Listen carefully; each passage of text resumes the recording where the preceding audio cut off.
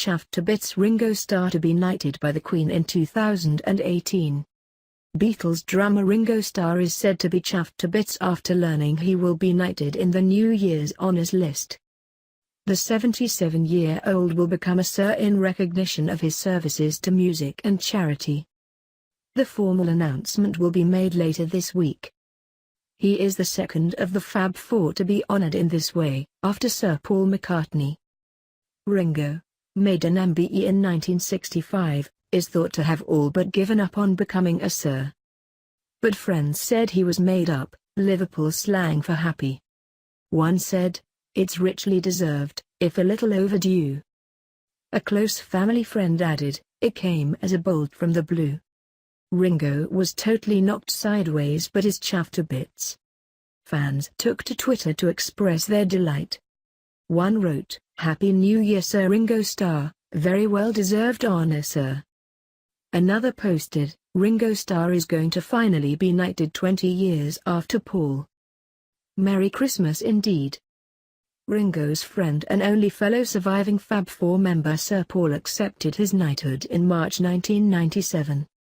Ringo's last visit to the palace was in 1965 when all the Fab Four were awarded the MBE including the late George Harrison, who died in 2001.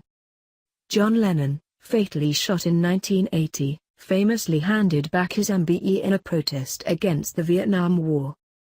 A source said, "Sadly, two of the Beatles, John Lennon and George Harrison, are no longer here to be honored in a similar way."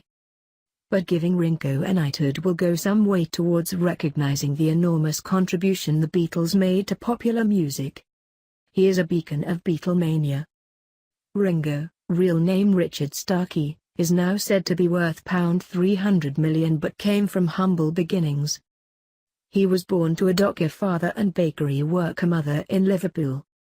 His parents divorced and his childhood was dogged by illness. He took early jobs as a delivery boy, a trainee joiner and a barman on the Mersey ferries.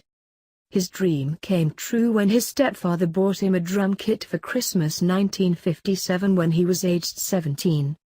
Just 5 years later he was a part of the world's biggest rock and roll band in the Beatles. Sir Paul, 75, has joked that if he had tea with the Queen, he would ask her to knight Ringo. "The last time I went by she was out," he said.